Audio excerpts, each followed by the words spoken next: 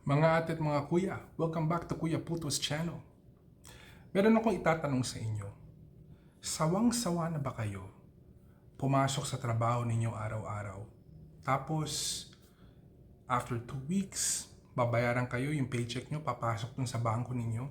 Tapos, after that, not even 1 or 2 days, simot na naman. Tapos, makikita nyo sa paligid ninyo, meron mga tao, may mga mansyon, naka-Lamborghini, naka-Ferrari, bakasyon ng bakasyon. Kahit na ano gusto nila, pwede nilang bilhin. Saan sila umuhugot? Ano ba ginagawa nila na hindi ko ginagawa dahil gusto kong maging ganun din?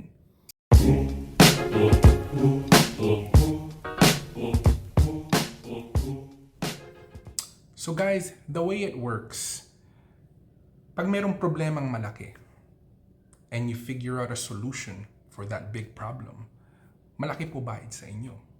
Pero kung yung problema maliit, tapos yung solution na pinoprovide ninyo maliit din, you will get compensated accordingly. So, needless to say, yung pong talagang mayayaman, yung pong talagang nakakaangat, they were able to identify a problem, which they provided a very, very useful, strong solution for. That's why they get or got paid and compensated accordingly. So needless to say po, if we are the majority na nagtatrabaho lang dito po sa Ontario, $55,000 a year.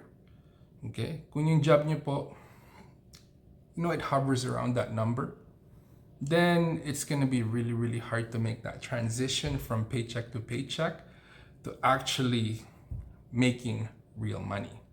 So yung mga trabaho po na pag-uusapan natin, we're talking, 6 figures and above. Posible po yun.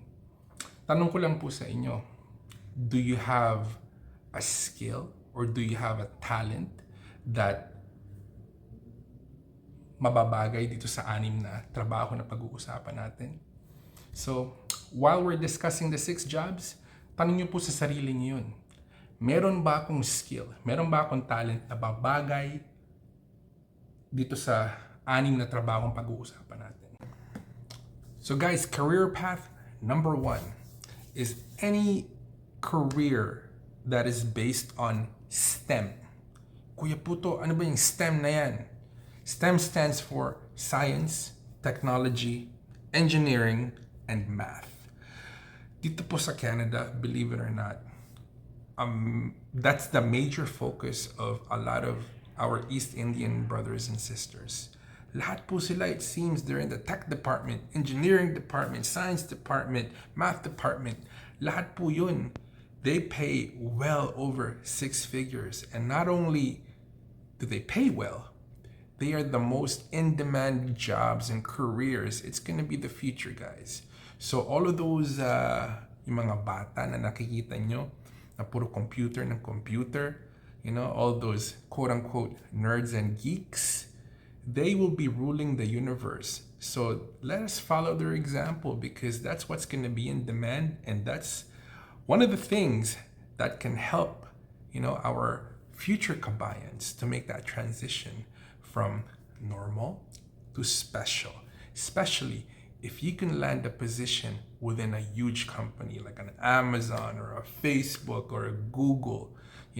It's not impossible, guys. It's been done over and over again. So if you have a skill na bagay sa STEM, nurture it because it can be a gold mine and it will secure your future. Number 2 career path, guys, fame with an audience. Kuya Puto, ano yun? Fame with an audience. Mahilig tayo sa mga movies, di ba? Mahilig tayo sa mga singers, di ba? Mahilig tayo sa social media, di ba? So basically, kung sikat kayo, naging artist kayo, naging singer kayo, naging social media star kayo, and marami pong nakikinig sa inyo, that's one way to make it big. I know it's not for everybody, pero napakadami po nating content creator dyan. Napakadami pong mga kabayans na really, really talented, na babagay sa linyang ito. Hindi po siya pangkaraniwang trabaho, but that is why it also pays or can pay extremely well. I'll give you an example po. Dwayne "The Rock" Johnson. Napakadami po niyang followers sa Instagram, sa Facebook, like any type of social media platform, milyones po nagpa-follow sa kanya. So, when he started his vodka or tequila brand, all he had to do to promote it, to sell it, hey, look, I have a tequila here. Go buy it. It's good. This is what The Rock drinks.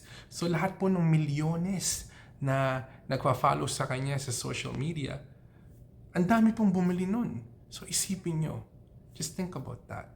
You know, if you have an audience that follows you, you can sell them whatever you want. And you can make huge, huge money.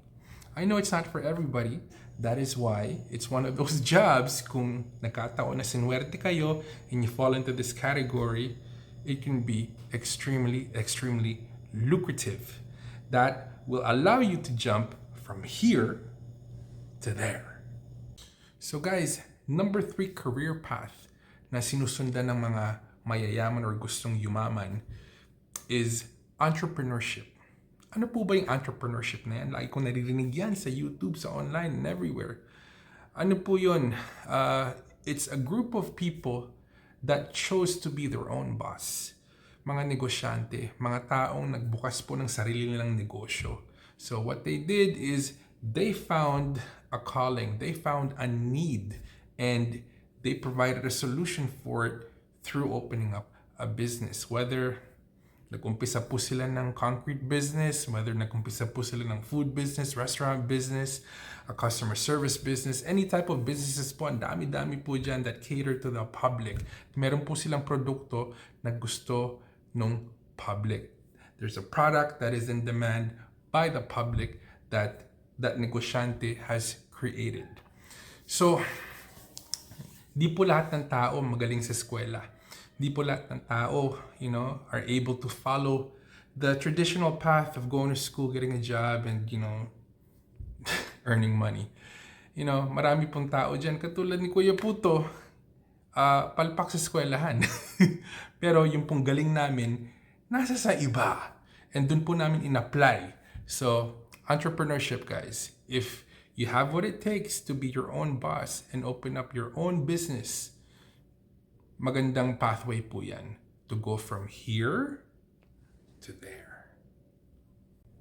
Number 4 career path na magpapayaman po kahit kanino is a licensed professional. Ito po siguro pinakasimple talaga. You can be a doctor, a lawyer, an accountant, an engineer.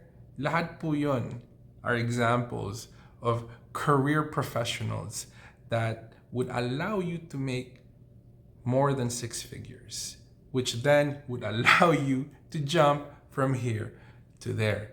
Ito po yung mga traditional route na sinasabi po ng mga parents natin sa atin nung bata tayo. Mag-aral ka, maging doktor ka, maging abogado ka, maging accountant ka. Mga ganun po.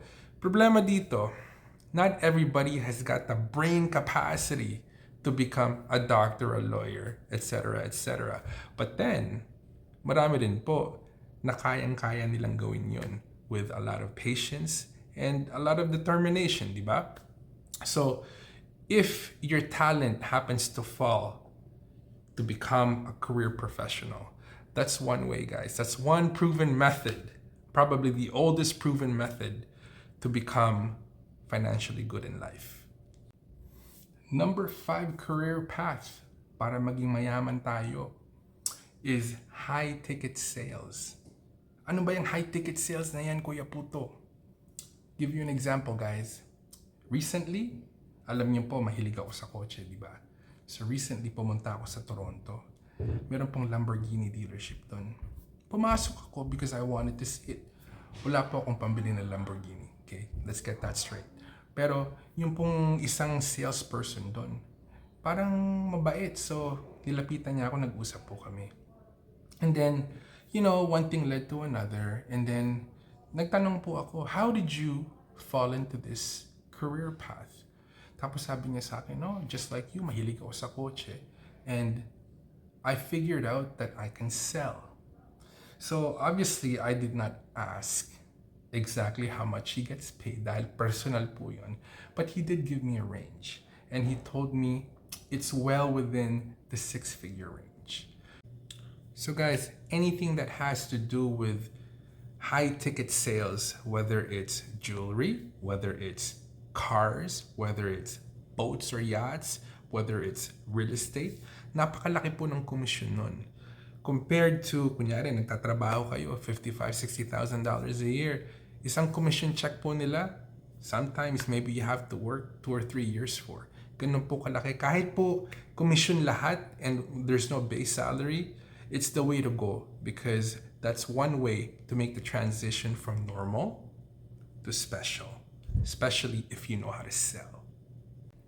So guys, finally we get to number 6, career path para yumaman tayo. Ito po hindi simple. You have to climb the corporate ladder. They're called C-suite jobs. Ano ba yung Kuya Puto? CEO, COO, CFO, yung po mga examples na ganun. You know, it's not for everybody and it's not one of those jobs that everybody can be or can have. Dapat po yung skill set nyo match to that environment. But if you're able to climb the corporate ladder and become, for example, a CEO of a company, the compensation can be really, really amazing. Dahil po, isipin nyo, if you're running the company, you're the top guy, yung pong salary na ibibigay sa inyo, it's already in the 6 figures if not more. But typically, the bonus that you get, okay, the bonus that you get is usually more than the salary that you signed up for. Okay? Just Google it. It's public knowledge. Look for the annual compensation, total compensation of CEOs ng mga big company like Google, Amazon, or any type of banks for that matter dito sa Canada, Royal Bank, TD, Bank of Montreal. Google will list their total annual compensation and magugulat po kayo. I know it's not for everybody, but if your skill set matches that environment and you're able to climb, man, it's one career path that you will never ever regret having. So guys, there is nothing wrong with working a 9-to-5 job. You know, the majority of people dito sa planeta, yung po ginagawa, katulad po namin, ganun din ang ginagawa namin, di ba? Pero if you've always wondered kung bakit nandito ako tapos nandun sila, that's the reason why, guys. Because yung ginagawa natin, iba sa ginagawa nila. Yung ginagawa nila, not a lot of people do. Pero kung meron po kayong talent, and you acknowledge and realize that at a very early stage in your life, and you're able to nurture that, and nabagay dun sa one of the 6 job or career paths that Kuya Puto just spoke about, there's a very, very high likelihood that you would be one of the fortunate people that can make that transition to regular to special. Okay? Mind you guys, like I said, it's not gonna happen overnight. There's no such thing as overnight success. Yung po mga tao nakikita natin na merong mga Lamborghini, na merong mga mansion, you know, may proseso po na involved yun.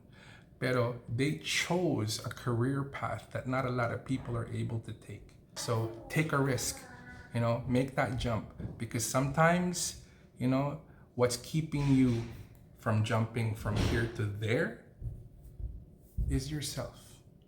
Okay, believe in yourself. It's been done, it can be done, and it's not impossible. So sana naman po natuwa kayo dito sa video na to kahit konti or at least meron kayong natutunan. If you have not subscribed to Kuya Puto's channel, subscribe naman po kayo so we can grow this as big as we can. So this is Puto Mendoza in Canada wishing you good night, good morning, good afternoon, wherever you are in the world. Stay hungry, stay humble. Keep your hustle strong. I'll see you in the next video, guys. Sa akin kung sinong aking mahal.